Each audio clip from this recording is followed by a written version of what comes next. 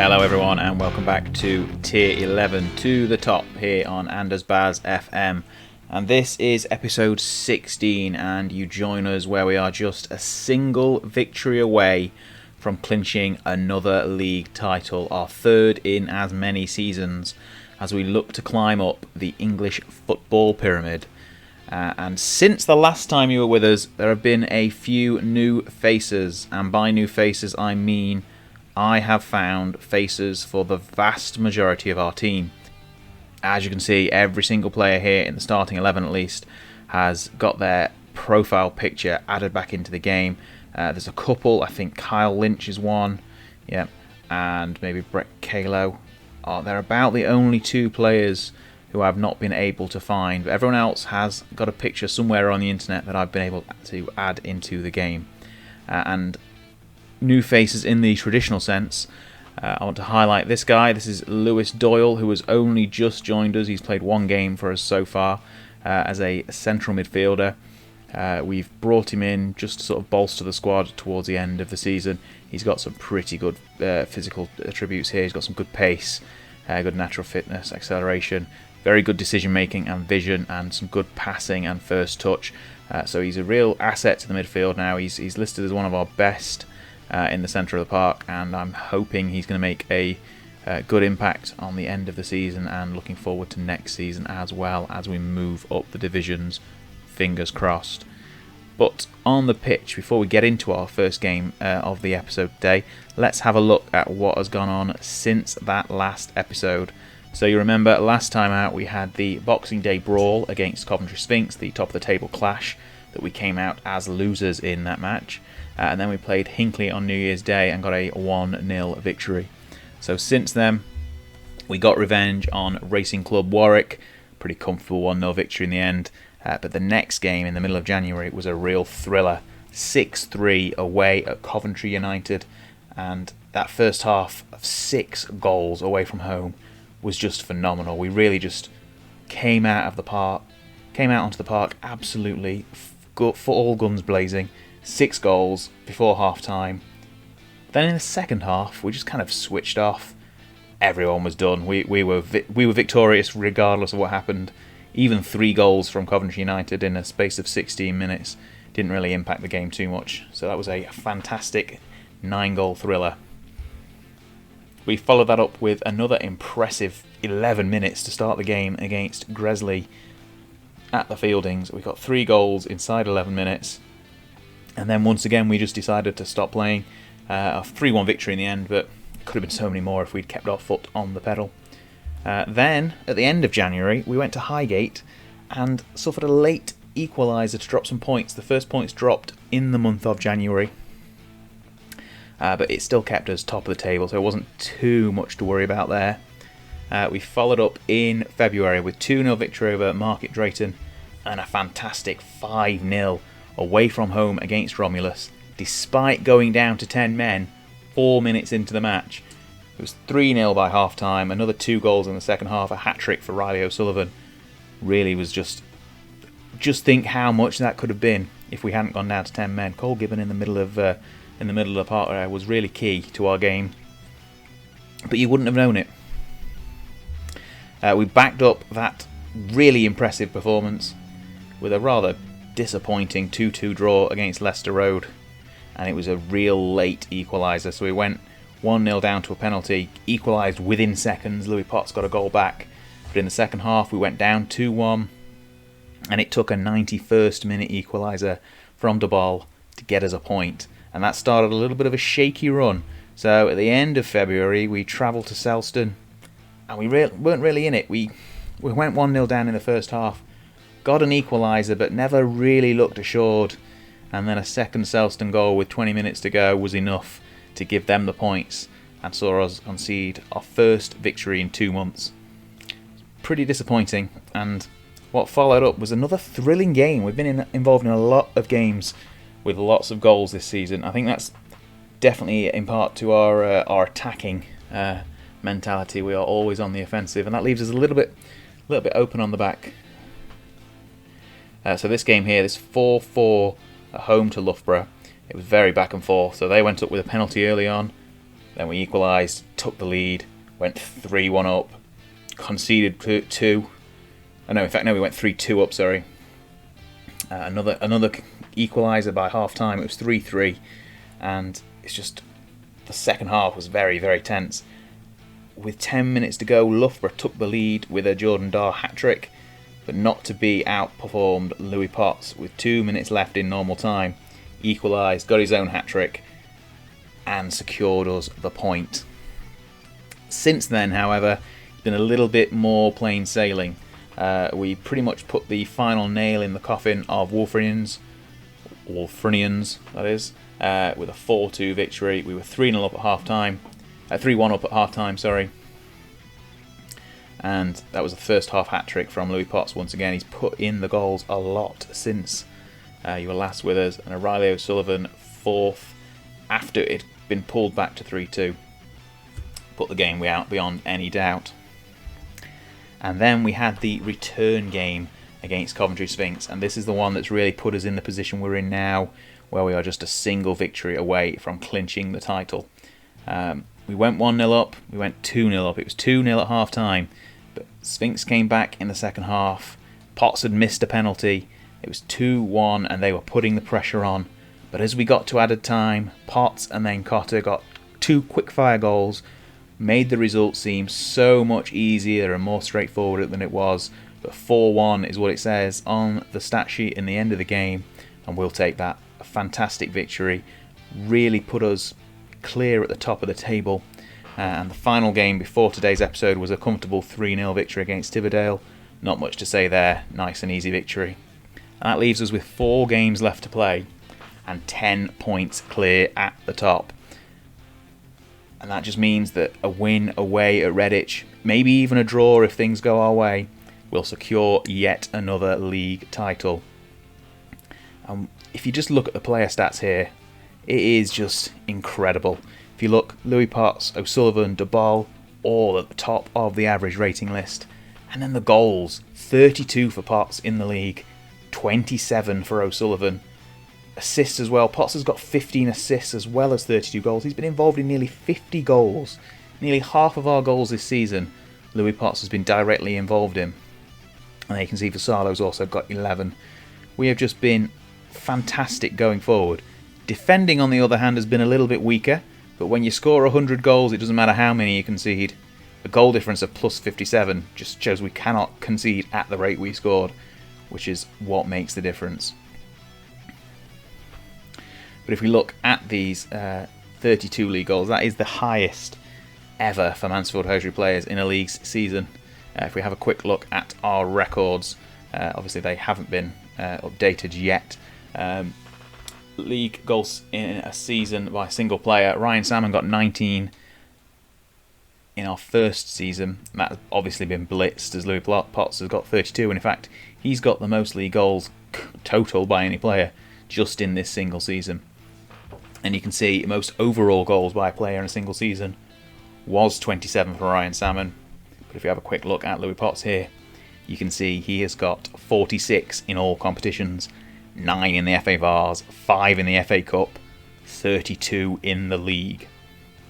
And that overall average rating of 7.76, he is playing out of his skin. He is far and away the best player in this league.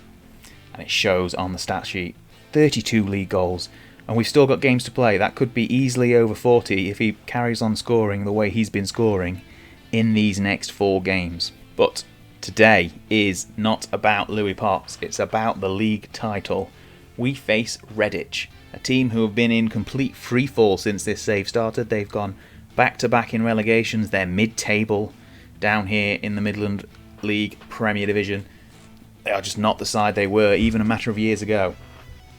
And today, if we get a victory, we are crowned champions and there's nothing anyone else can do about it.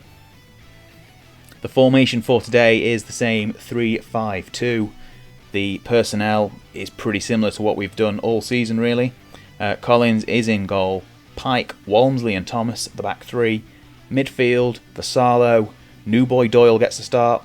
Sesse, Gibbon and De Ball. And then up front, Potts and Feeney, as Riley O'Sullivan is still recovering from his injury. He's Going to be back in about a week's time. Might feature in the last 2 games of the season. But this is the 11 that are going to take us to league glory once again. We'll join you in a second.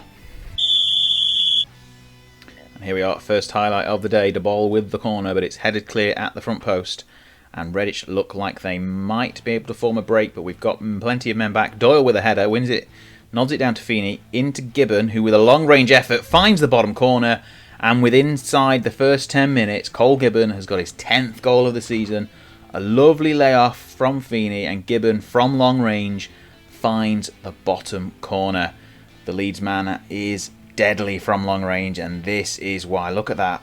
Lovely. He's almost passed it past the keeper into the bottom corner. It's a great finish, and just like that, 1-0 up. And if things stay like this, we are champions. It's been a calm first half so far, but here we have another highlight. Gibbon feeds the ball down this near side to the ball, who wastes his chance and was hoping someone was going to run through the middle there and have the ball inside. But he's gone for a shot, and there's a free kick. It's nodded in. A lovely header by Bobby Thomas. Potts turns provider with a long-range free kick, and Thomas has headed it home. Let's see that one again. Potts with a free kick. Finds Thomas in a gaggle of defenders, but he pulls away, heads it clear. Keeper can do nothing, and it's 2-0. And Redditch are sinking. This is looking like an assured performance by the champions-elect. And here we are just before half-time. 7 minutes to go. Redditch have a throw-in, and the ball is knocked down that far side. The striker holds it up, and they're working things through midfield. We have had a tendency of conceding plenty of goals, especially when we're comfortably in control of games. But that is a header that will not trouble Collins in the goal. It's been one of our weaknesses this season. It's definitely down to the formation and the attacking nature of our tactics.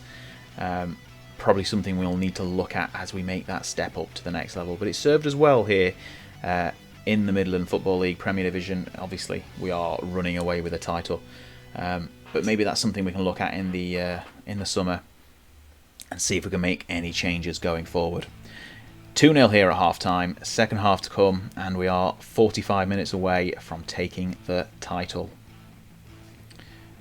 Nearly an hour gone, and a free kick in our own area, but it's a lovely long ball forward by the goalkeeper. Collins has knocked a lovely ball up top, but it's not cleared by Redditch, and the ball is breaking down that right-hand side. There are men in the box, a ball into the box, but it's defended. No, it's not. Kieran Feeney has taken the ball from the feet of the defender and smashed it home. 3-0. Feeney with his 17th of the season. He is more than a capable replacement for O'Sullivan in the partnership with Potts up front. And that is a ball into the box that's dealt with almost, and Feeney is just too quick off the mark. Steals the ball. Great goal. And we've got another chance here. Collins with the free kick.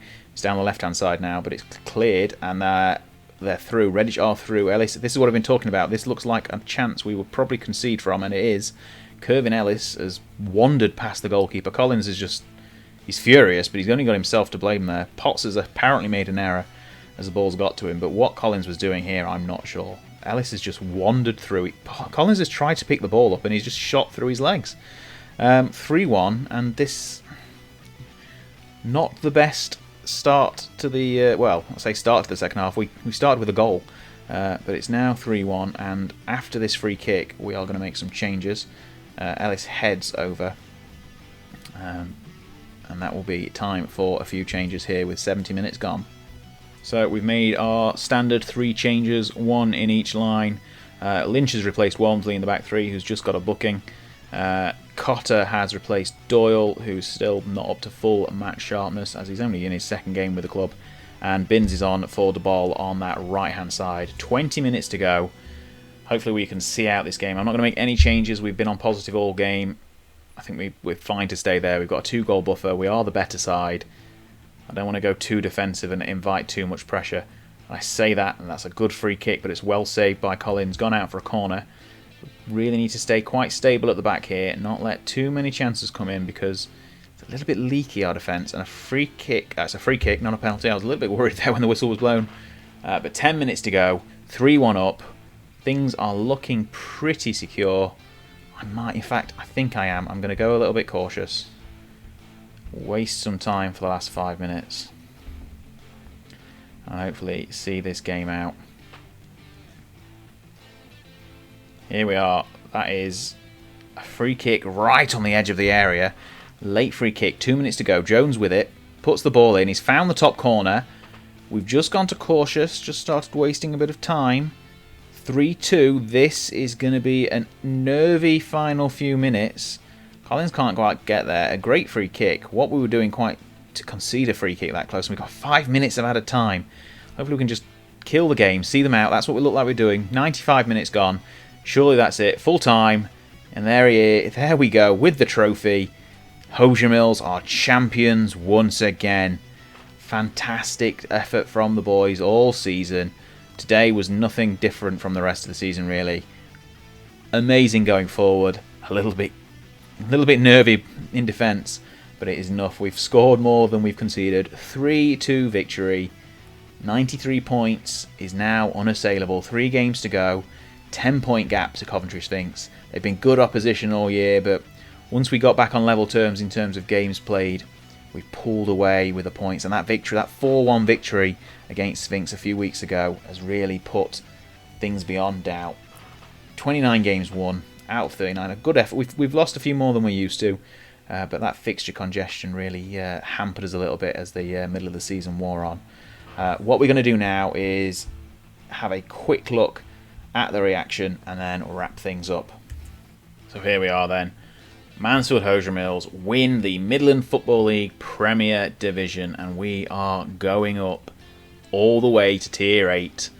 Our name is going to be etched on the trophy, and I'm ecstatic.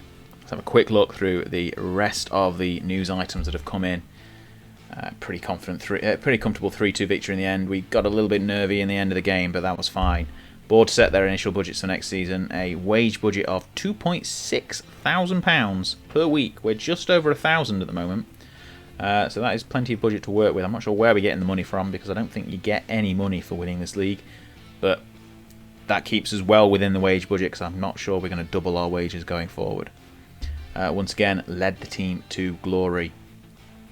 We were favourites going in, so it was no real surprise, but favourites on game 1 is different to 42 games later, or in this case 39 games later. But yeah, we have done fantastically. As you can see here, Ryan Salmon has labelled me an outstanding manager. He's a club favourite now, as he's obviously moved on to Chesterle Street. But he's been popping up in a few news items, making a few comments here and there. And the board are thrilled. If you look, there's our name, champions of the league. I've just signed a new contract as well, so the board are going to be happy with that. And here you see the club vision has been successfully passed, winning promotion to the Northern/Southern/Isthmian Leagues, Division 1. And they're already, if we have a look at the club vision itself, expecting another promotion next season. So end of the current season, promotion. And they're expecting to win promotion again next year. That'll be tough, but I'm sure with the squad that's been amassed, we are going to be able to do it. One thing I did want to mention actually is when right at the back of the beginning of the season I said there was no League Cups for the Midland Football League, but I was wrong. Apparently we've just not been invited to it. So this is the Midland Football League Challenge Cup. As you can see, it's at its quarter-final stages here, with teams from the Premier Division and the League 1, the Division 1 below.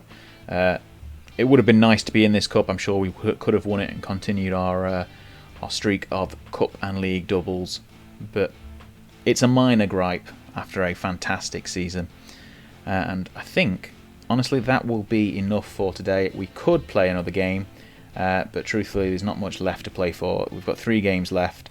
We'll cover the results of those 3 games in the next episode, which will be sort of a season recap, look over what's happened in the summer and looking forward to the next season. So I'll cover anything interesting that happens in those games in that episode. I'll update you all on Louis Potts' final goal tally for the season, see whether he breaches that 40 league goal mark or not. Obviously he didn't get a goal in the last 2 games, but just 32 league goals, 46 total. I'm sure he'll get 50. Whether he'll get 40 in the league, I'm not sure. Probably a bit of a tough ask now with 3 games to go, but he has been a class apart from the rest of the field. But that is all we have time for today. Thank you very much for joining me. If you've liked this episode, please give a like on the video and drop some comments down below if you have any thoughts on the season that's just gone. And as always, if you haven't subscribed to the channel, please do so you don't miss any future episodes. But that is all for today. Thank you very much. I've been Anderzbaz, and I'll see you next time. Goodbye.